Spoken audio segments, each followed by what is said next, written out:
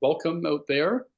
I'm Neil, and I work for Wild Goose, and I work with Sandra, Jane, Gail, and Iona. And Iona is doing the Zoom stuff tonight. She's really good at that. So thanks very much, Iona, again. So welcome to this launch, this celebration of Emma's book, Starlight and Stone. So I'm going to show the cover. Hope you can see the cover. What a gorgeous cover. Starlight and Stone, a mindfulness coloring book inspired by Iona, by Emma Major. And we have Emma here tonight, of course, and we have some of Emma's friends. We have Alex Claire Young. Hi, Alex. We have Naomi Lawson Jacobs. Hello, Naomi. And we have Rachel Knoll. And hello, Rachel. And we also have Jane with us from Wild Goose.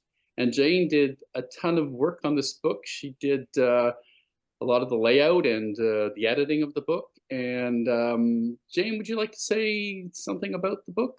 Yeah, just that for me, at Wild Goose, of course, in theory, we're all about words, but at heart, I'm all about pictures. So when I first started working with Emma on her first book with us, I could see that we suddenly had this like gifted person that was just bursting with creativity as one of our authors. So we did 2 books with Emma, and then we were talking about other ways that we could get more artwork into what we do. And we thought, oh, colouring book. And then Emma unleashed the vaults, and I got to spend a couple of great days just looking at all of the work that she's done, and she's so prolific and so creative that it was really inspiring. And then as I went through it, I could see that there were tons of drawings that had, say, Celtic crosses or references to different Celtic patterns, others that were animals or flowers or nature. And that's how we sort of narrowed it down, and we got to Starlight and Stone for our first one, which was really sort of Iona and Celtic themed in a way. And what's really lovely about everything that Emma does is it's inclusive, like super inclusive. So it doesn't matter if you're 3 or you're 93, you can enjoy her work, you can enjoy her book.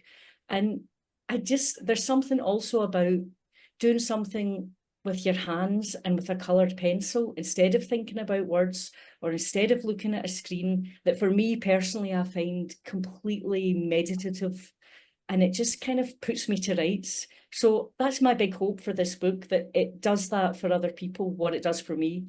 And the other thing I have to say that's been just fantastic about doing this whole thing is having the sheet online that people could download and colour. So to all of you that sent me so far what you've done, keep sending them. It's just an absolute joy to go to your email inbox and you open it up and there's somebody's picture that's been coloured, and everyone is completely different and everyone means something to somebody, and it means something to me. So we thought at first we might, decide tonight, okay, this person gets the gift voucher, but I think it's far too soon to say because a lot of people haven't got their copies of the book yet.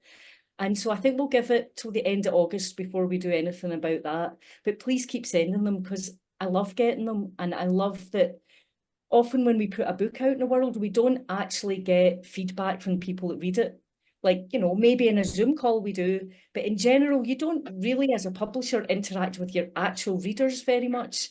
Whereas this colouring book has just opened up this lovely channel of communication. So I only have happy, enthusiastic things to say about Emma's book. And I really want to hear now from Emma and her friends much more about their side of it and what it means to them. So back to Neil. Okay, thanks, Jane. Yeah, hi, Emma. Hey, Neil. So I was wondering, just to start, if you could say a little bit about what inspired the amazing images and how did you create them? So all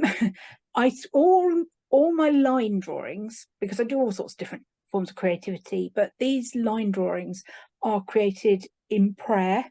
So they are basically my morning prayer every day. I draw them on my iPad, an app called Procreate, which is the best £9.99 I have ever spent. I thought I might not use it, it might be frivolous. Turns out it's been a literal godsend in my life. So every day I I think I'm doodling. Let's be clear. I've always loved to doodle, but when I'm doodling in prayer, then these images just appear. I use the software so that it can repeat the patterns 4 times or 6 times, and you get these wonderful repeated patterns. And I get inspired. So a friend went to Iona, took photos. I'm like, oh, that's got to be a line drawing. Let me have a go at that. It's meditative, it's mindful, it's prayerful, it's really relaxing. And if it goes wrong, well, I don't have to share it with the world, do I? But most of the time I do. I just go and put it up on my socials and say to people, this is what I've created today. What can you create today? Well, we'll get to see some of the images later, I think. Yes, we have Alex with us, and Naomi and Rachel, and they're going to have a chat with Emma. I'll do some little intros first, if that's okay. Alex Claire Young, they, them, is a consultant, writer, speaker, campaigner, and minister. As a transmasculine non-binary person, Alex is passionate about advocating for the inclusion of and social justice for trans people. And Alex has a very good website, www.alexclaireyoung.co.uk. And Alex is a Wild Goose author, of course, author of Transgender Christian Human. Naomi Lawson Jacobs is a theologian, they, them, she's is a social researcher and disability theologian and co-author of At the Gates, Disability, Justice, and the Churches. Naomi met Emma a few years ago through the disabled Christian movement and is delighted to have some of Emma's fantastic art on display in their hallway. I bet that is amazing. And Rachel Knoll is a neurodivergent Anglican vicar, theologian, and artist from the Diocese of Winchester, affectionately known as the Pink Vicar. So I'll hand it over to you all. And I'm just going to say, these are great friends of mine that I met online who inspire me in their own creative ways of living and being and living out their faith. And I'm really thankful that they said, yeah, we'll come and ask you a question. And now one of you's going to have to make the decision to go first. Shall I go first? Go for it, Rachel. Thanks, Emma. It was just such a treat when your colouring sheet came through and your invitation on social media. I was feeling really low at the time, and I struggle with mental health as well as neurodivergent stuff, and that's just part of life for me. And I found what you've offered in this book such a helpful way for me into creativity. But I'm wondering, when you have low days, what do you find helps you to be creative, Emma? I create almost habitually, which I think you know. So it doesn't matter if it's a good day or a bad day, but especially if it's a bad day, I pick up the iPad and I do something creative, because invariably it will stop my mind whirring at 1,000,000 miles an hour. Yeah. And if there's hard thoughts or worrying thoughts, they go away when I start creating. So I'm not entirely sure what a day without creativity would look like or how I'd cope with it.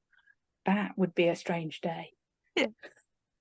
And can I add a little bit more? I guess I feel really proud to know you, and likewise, like you said, we all met online through different things, and I love that you've shared your work in this colouring book. I suspect I'm not alone with others on this call of struggling with imposter syndrome, and I'm just curious, I'd love to know what's given you the courage to take this step to share your work with others. And among others, I suspect, I'm so delighted that you have, so thank you for sharing it. But how have you found the courage to do that?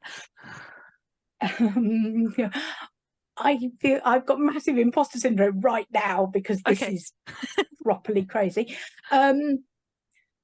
So when I decided that I would share my creativity, I decided the only way I was going to get outside of my own head was to share everything. Okay. I apologise now for the fact that I've flooded all your Facebook and all your Instagram and it's all over the place. Don't apologise, we love it. So therefore I can't get in my own head. I can't have imposter syndrome. I'm like, I've created this. I don't know if it's any good. I've written this poem. Here's a drawing. Here's a painting, and it's out in the world, and I don't have to worry about it. It's when I suddenly realised that I've authored a book that then imposter syndrome goes, what? Are they mad? They're going to find out that I'm really rubbish very soon. So I think most creative people have that. Yeah, I suspect so. There's definitely nods going around on this call at the moment. I'm going to ask see if Alex or Naomi have got another question they'd like to ask now. I think I might go next because my question's kind of related to that, if that's okay, Naomi. So I've been thinking a bit, Emma, about confidence and kind of some of the things that stop us feeling confident. And firstly, I want to thank you so much for the book. As all of you three know, I've been drawing and colouring as a part of my spirituality and well-being for quite a long time, and quite often share that publicly. But recently I had a really, really big gap in creativity, both privately and publicly, partly because I was struggling with confidence. And the other week I mentioned to Emma that colouring in the cover image had helped me to regain creative confidence, and indeed actually to buy some new pens, which also massively helps my creativity. But Emma, lots of people struggle with low confidence. And I think that one of the reasons is institutions and norms that highlight quite ableist ideas of what is good enough. So do you believe that creativity, and in particular colouring, can help challenge those norms? And if so, how? I think colouring is... So number one, I'm going to go back. Alex and Rachel, you've both said how the book has helped you when you've been in blocks. And I can't tell you how much that touched my heart and made me think, wow, this is why I share, because you never know how it will go out into the world and touch people. So thank you for sharing. That's a huge encouragement. Now I've totally forgotten your question. You said about... how can colouring help us to kind of challenge some of the ableist kind of excellent or good enough norms that can be a part of our lack of confidence? So when we give colouring books to small children, which I did all those years ago when Rachel was small, you try to not say, keep it in the lines, is that the right colour? Don't create all these colours together and make brown. You just enjoy watching a young child pick up pens, crayons, paints, whatever, and love it, the enjoyment of it. And for me, colouring should be connecting to that bit of us, which is playing. So it's great if you want to colour and it's beautiful and perfect. And Alex, your painting with your new pens, your drawing with your new pens was just stunning. I loved it. But it would be equally beautiful and amazing and fabulous if it was a bit of a hot mess. And I get the perfect excuse because I'm legally blind. So I can't actually see that well. So I can go, well, it's the best I can do. In fact, I would recommend losing most of your sight for not judging your own artwork. It's very helpful. And when things are bad, you can say, well, I am blind. But I think the point is we shouldn't judge ourselves and we shouldn't judge other people. And when we're colouring, we can think, okay, this may look like a flower and a leaf, but if I want my leaf to be yellow with pink spots, I'm going to do it and I'm going to enjoy it. And it's the process that matters, not the outcome. Whereas when we're presented with a blank sheet of paper and some pencils, I don't know about you, but that is terrifying. So I always start my artwork by just throwing colour onto a canvas, whether that's an iPad or a physical canvas, because then it's not a scary white piece of paper. In terms of helping with overall confidence and mental health, I think the process of pen in hand, colouring sheet, and breathe, and just think about the fact that it's a green pencil and it's going to go in that bit of the colouring and I don't have to think about it and I don't have to judge myself and I don't have to worry about the to-do list or the fact that I've just had an email that's telling me I've not done well enough or any of that rubbish. It is just the joy of putting colour onto a sheet of paper and breathing with it. Does that answer your question? Absolutely. And I think just breathe is always good advice to go with. It's really helpful. But I don't think we do it enough. We don't stop and just breathe. Yeah. And actually, I mean, I'm so thankful I don't work in an office anymore. But, you know, you can't work non-stop all the time. Well, have a 10-minute colouring break. I mean, why not? Good for the soul.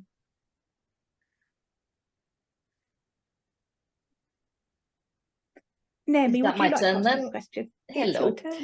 I have many thoughts following these lovely two people and their thoughts.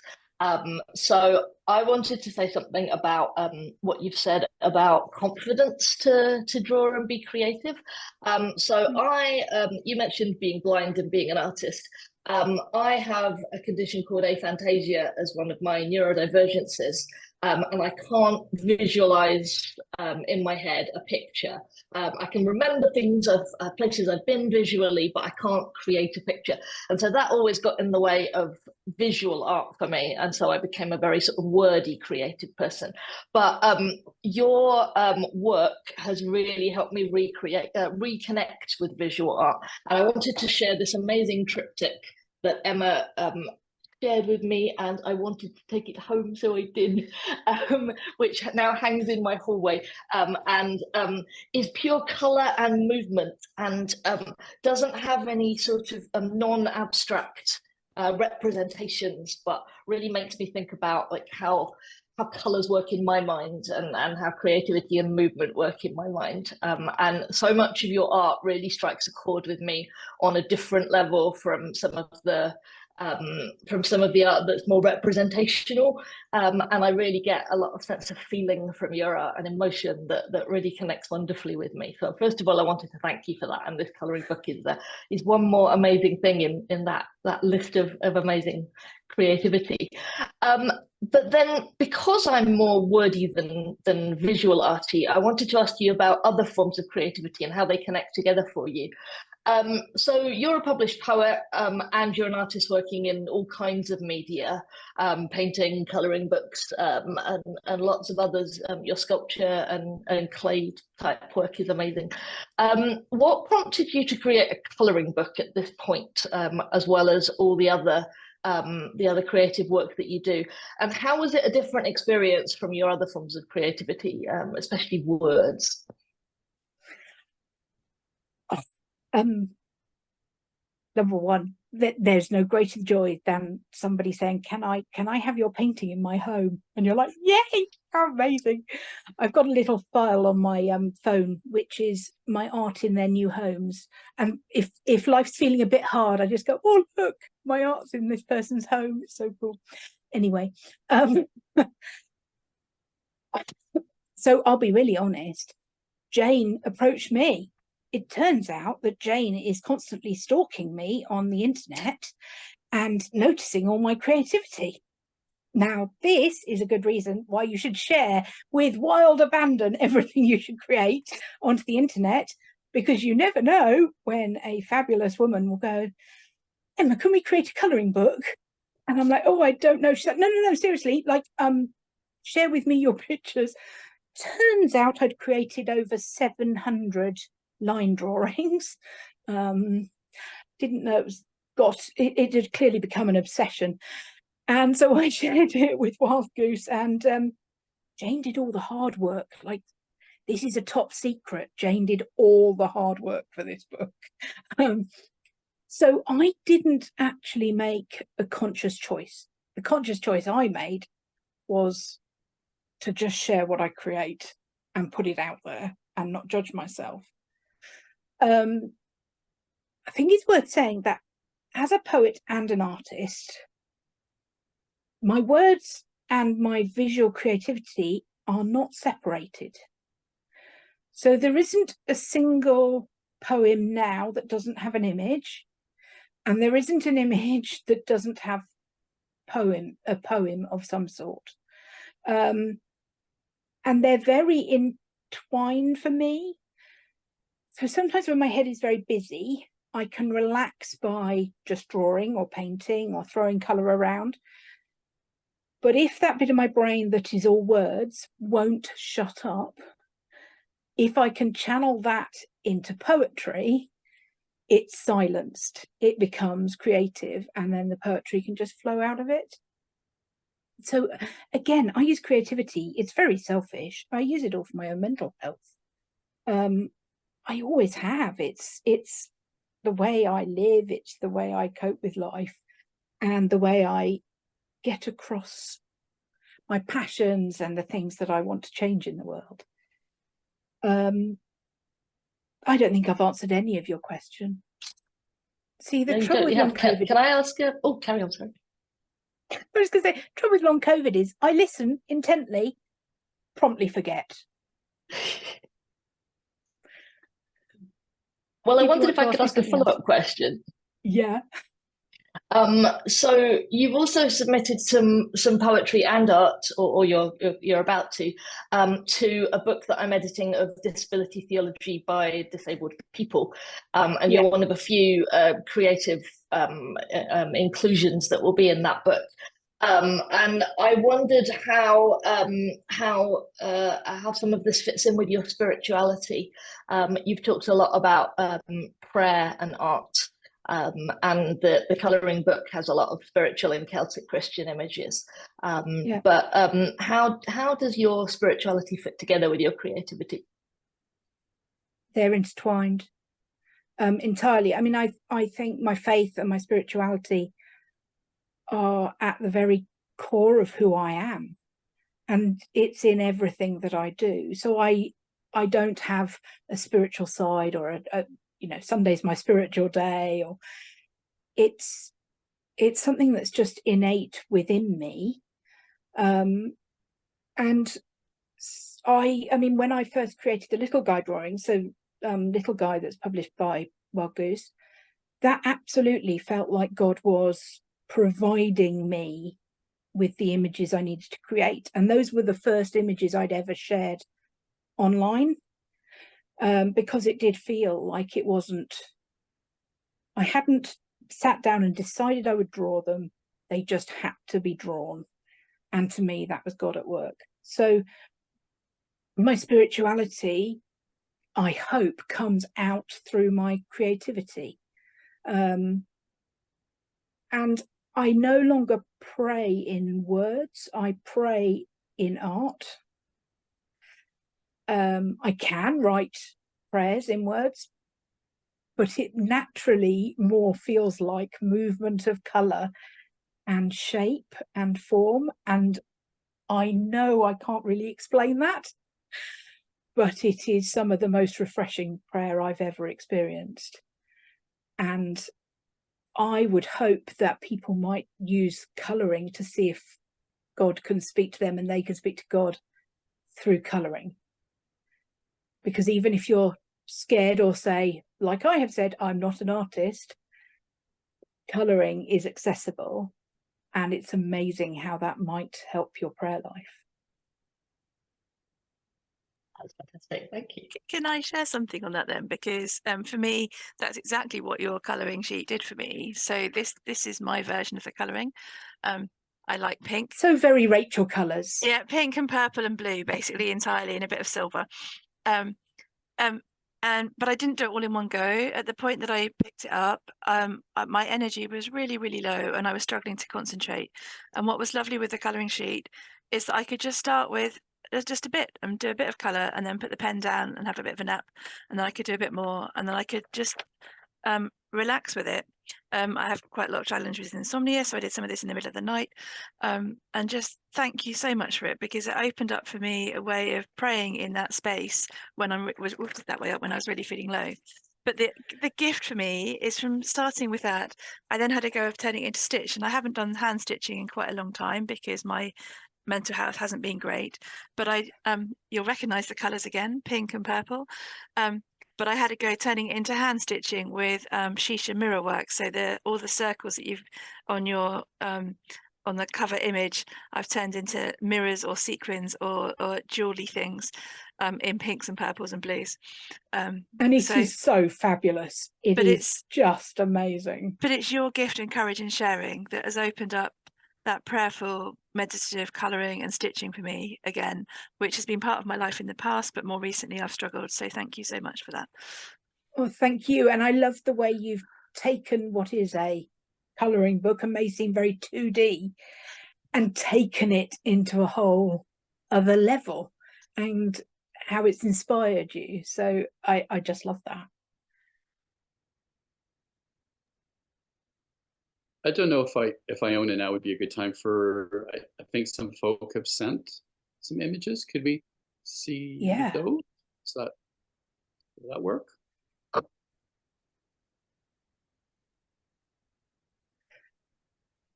So hopefully everybody knows that you can download the front cover and then colour it your own way and share it. And it's a great joy I've had seeing them all come in.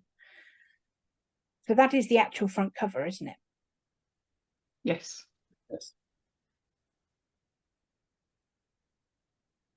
So should we have a look at what's come in? It's meant to be on auto move, but maybe not. Can you, while we're looking at them, Emma, can you tell me, why does the Iona community need to publish a colouring book? I've been really enjoying the way Iona is talking about pilgrimage.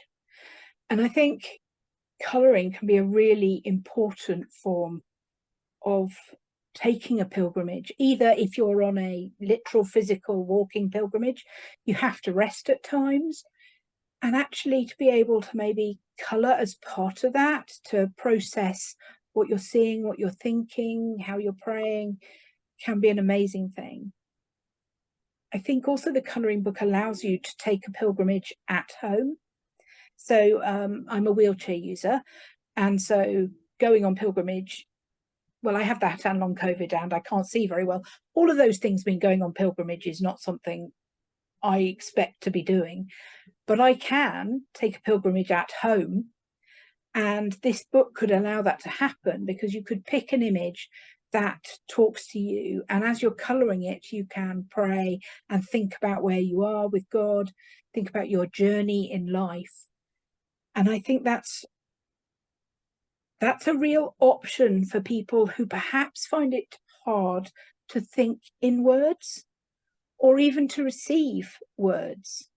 So it's another option in connecting with spirituality. And I think that's really valuable for a publisher to think about.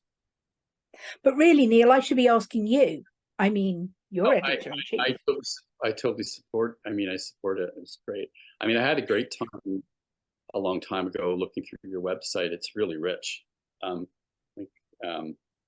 If anyone wants to see a great website, there's so much on Emma's website. And it's very out of date.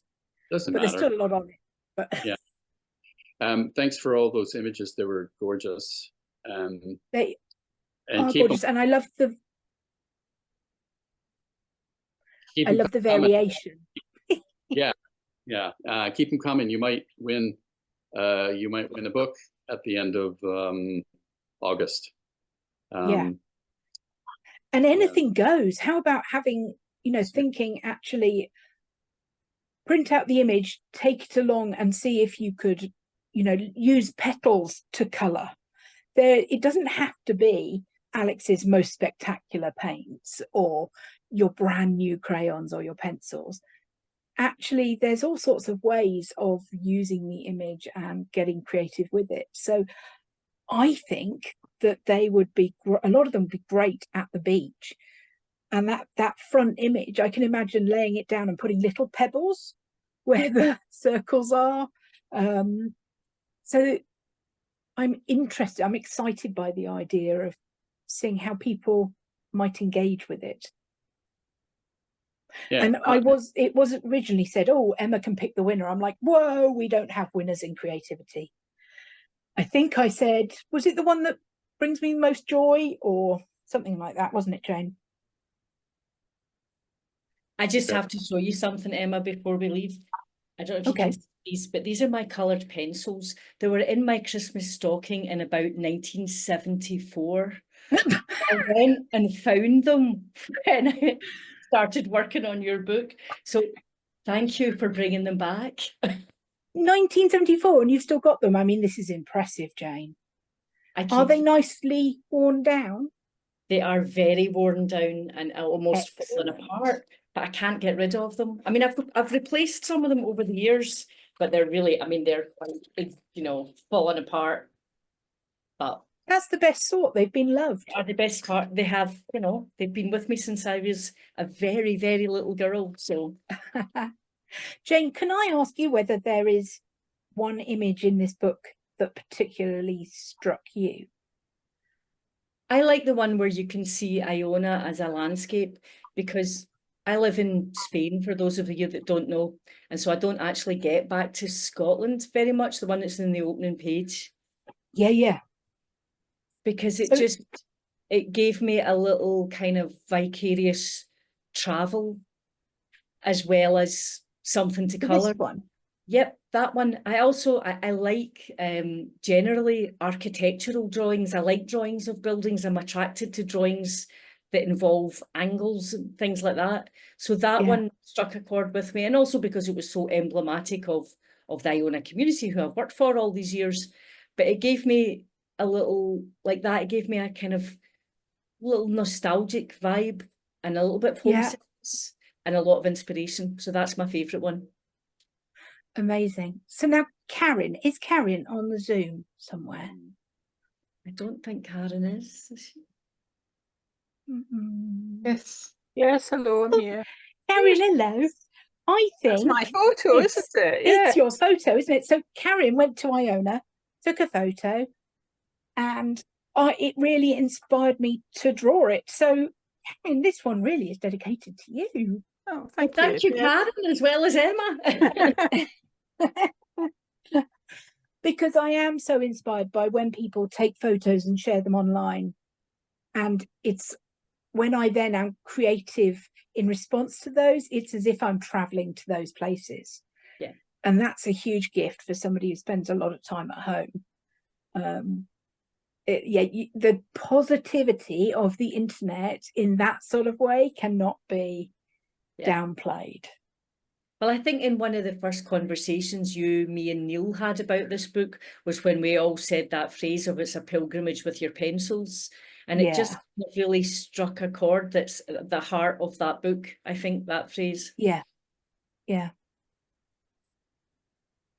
I think getting back to the Iona community question is, you know, it's all that part, obviously, the basic part of balancing action and contemplation and, you know, meditation and, you know, action, which the Iona community is always struggling with and has been struggling with for just decades. So I think this goes a long way to helping that, you know, helping you stay mindful, to stay in the moment, to feed yourself, feed the soul. Thank you, Neil. Yeah. And I think that's really important. I mean, we're all watching the news at the moment. Things aren't great in the world, shall we say that? And I have been getting even more creative as a way of processing what's happening. And I think we don't talk enough about the benefits of being creative, whether that's adding colour to an image or throwing paint around or writing ranty thoughts down on a piece of paper and getting out how we're feeling about things. And a bit of me has been thinking, oh, actually, I could colour one of these and send it to my nice, fresh new MP and say, what are you going to do about this list of things that I'm really passionate about and I haven't heard you speak about yet? Because I'm sure, well, we all know they get thousands of letters, but how many colouring images do they get a week? Yeah, they'll answer that. Yeah. Okay. I don't know. We've talked about a lot. It's been great. Does anyone maybe you want to, anyone out there feel like asking Emma a question or anything, or a little bit of feedback or anything you want to say? Just raise your hand. Iona and I are pretty good at looking for hands. You don't have to say anything, but if you want to, it's an opportunity. Or just a little connection. But it's been great seeing you otherwise. Because I don't have to raise my own hand. Hi, Emma. I just wanted to really say thank you to you and to everyone who's here tonight, because I have been in such a creative dearth, and I'm now really excited to go and find whatever medium I want to go and do my own colouring book that I've not managed to find time yet to sit down and slow down and do. So I'm just really grateful for Jane for putting it together, and Pubs for doing it, but also to all of you who are here today. So.